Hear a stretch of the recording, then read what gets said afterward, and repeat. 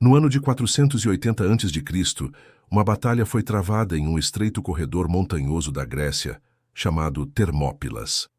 Ali, um grupo de apenas 300 espartanos, liderados pelo rei Leônidas, enfrentou um exército persa com mais de 100.000 soldados, comandado por ninguém menos que Xerxes, o imperador do maior império da época.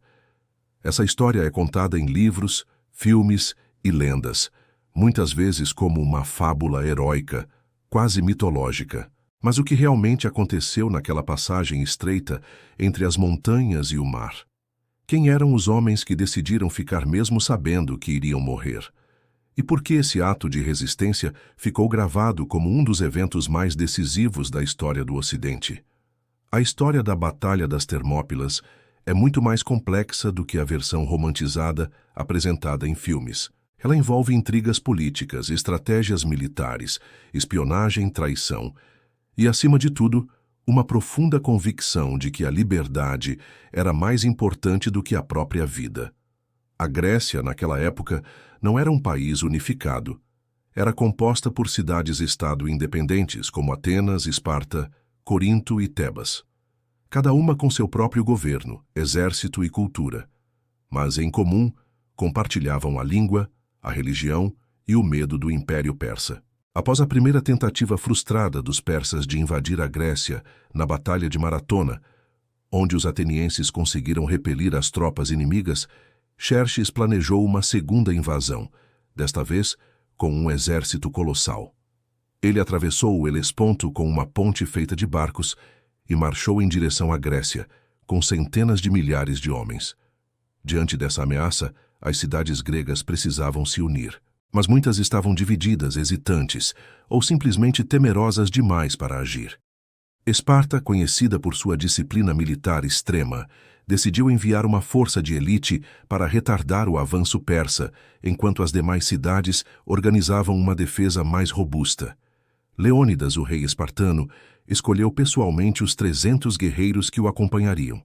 Mas ele não escolheu os mais jovens, nem os mais rápidos. Ele escolheu os que já tinham filhos, homens que deixariam descendentes. A escolha não foi militar, foi simbólica. Aqueles homens estavam indo para morrer e precisavam deixar um legado. Eles se juntaram a outros aliados gregos, cerca de 7.000 soldados no total, e marcharam para Termópilas, um estreito de apenas 15 metros de largura, ideal para bloquear o avanço de um exército numeroso. Durante dias, os gregos resistiram. A geografia estreita do local anulava a vantagem numérica dos persas. Os espartanos lutavam em formação cerrada, com lanças longas, escudos pesados e uma disciplina que beirava o fanatismo. Nenhum soldado recuava, nenhum homem abandonava seu posto. Xerxes ficou furioso. Ele esperava uma vitória rápida, tentou negociar, intimidar, oferecer ouro, terras, perdão. Leônidas recusou todas as propostas.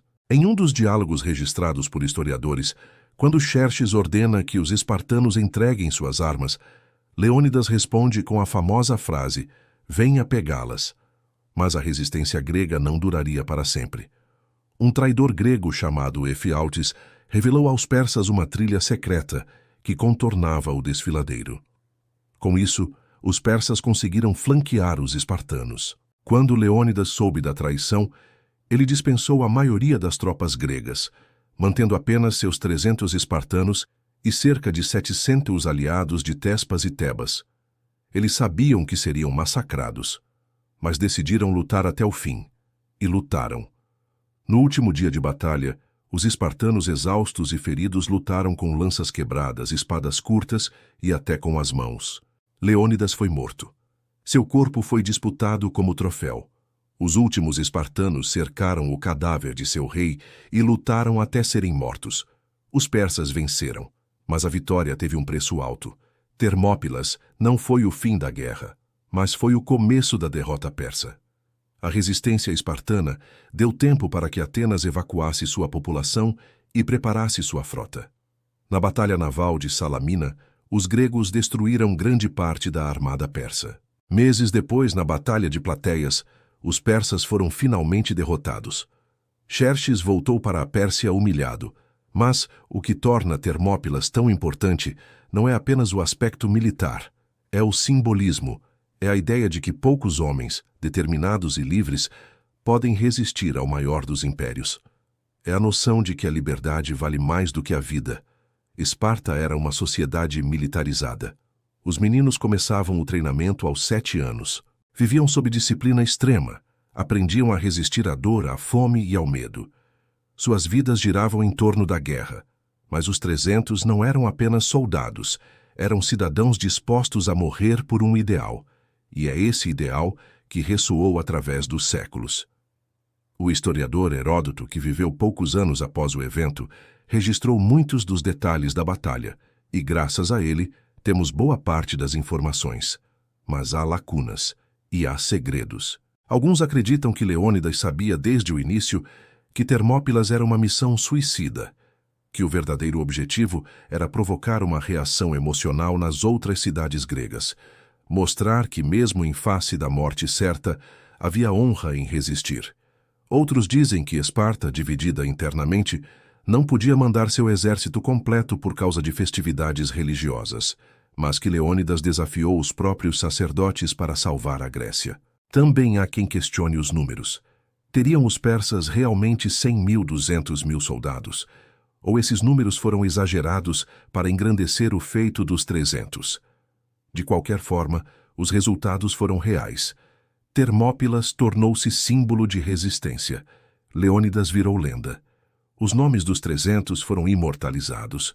Uma inscrição colocada no local da batalha, atribuída ao poeta Simônides, diz: Estrangeiro, vá dizer aos espartanos que aqui jazemos, obedientes às suas leis. É uma mensagem simples, mas poderosa. Aqueles homens não morreram por glória, morreram por dever.